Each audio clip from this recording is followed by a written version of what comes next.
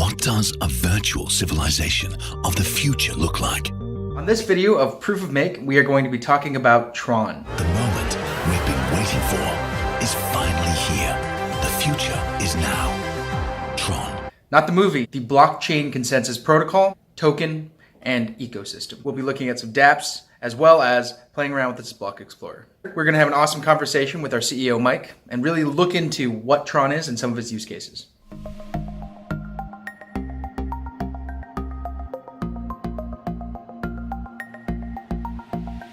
All right, Mike. So this is Tron. All right. Tron is a cryptocurrency and dApp platform similar to Ethereum and EOS. It had its mainnet launch earlier this year, about a little over 5 months ago. Okay. So it's just kind of in its early stages. Trading currently at about 2 cents per unit.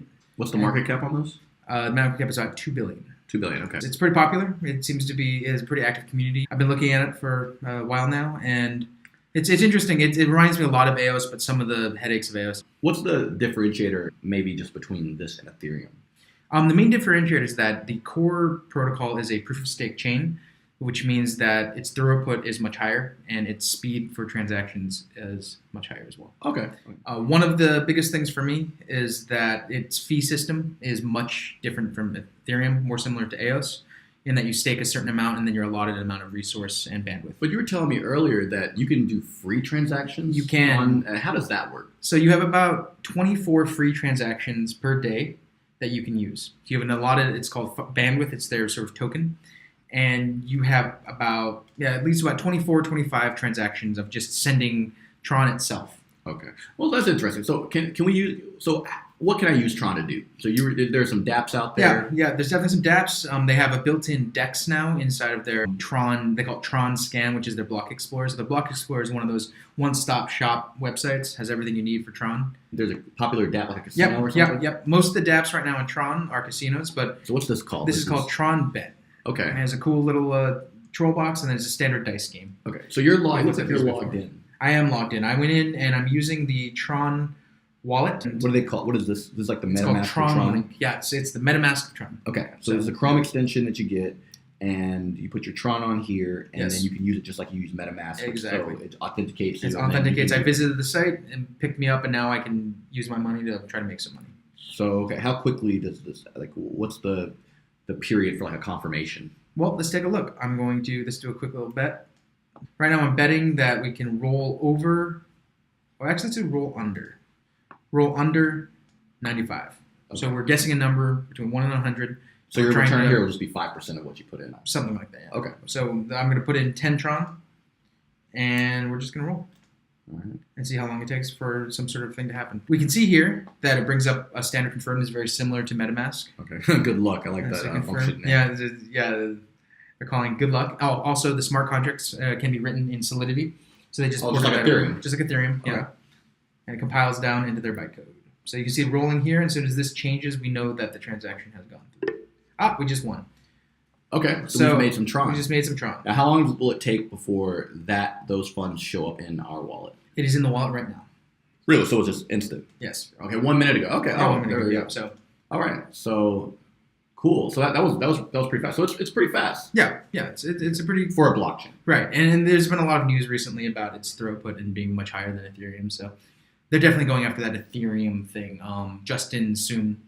They just don't have this. It doesn't look like they have the ecosystem yet or the polish, but it's very young. I mean, it's less than half a year old. So if we compare where Tron is now versus where many of these world state-based things end up 5 minutes later, I think they're actually doing a pretty good job of getting themselves going. There's a lot of developer funds out there. There's ways to get involved, and the developer documentation, from what I've seen, is very cool. And they have their own IDE already set up and everything you can use. So. Cool. So you were saying something about like staking. How does that work? Oh, okay. So if we want to get more bandwidth, we just go here. What do we use bandwidth for? All right. So there's 3 different types, other than the Tron balance. There's 3 different types of, I guess, meta currency, we'll call them. Okay. So bandwidth is like your gas fee. It determines how many transactions you can send per day. Your energy is something you stake for, and it allows you to access smart contracts. And then your Tron power, which is sort of let's say a rating system, which is the amount of Tron you've staked, gives you Tron power, which allows you then to go vote up here for elections of the representatives, which are the consensus nodes that determine what blocks go in. Okay, so if you do this, so you can do this instead of paying fees. You can pay fees or do this. You can stake or pay fees to make your transactions on the blockchain. Not quite. So when you can't choose either or on a transactional basis, if you run out of bandwidth for that period, then your Tron on the transaction will start to get reduced. Okay. Yeah. But it's not like you can say, I want to use bandwidth here, or I want to use Tron for this one. It's when bandwidth runs out, then the chain starts to take over and starts to ding you on Tron. Okay. So it's actually a pretty interesting project. I'm very curious to see how this plays out and what kind of adoption is, because that's really the key, right? How much adoption is, shows up here. Exactly. So I'm very curious. And and I noticed you were saying earlier that a lot of the sites are actually in Chinese. Yeah, I've noticed. It's a Singaporean company, so most of it tends to err more towards Chinese users, I think. So you'll go to a lot of sites and they'll default to Chinese, and you switch to English, which is I think it's interesting to see. It seems like the space over there is for the world state stuff on the Ethereum side is heating up. We have Neo, we have Tron. Well, interesting. Thanks for sharing. Yeah, no problem. So that's Tron. It's really young, and I'm really excited to see where it goes next.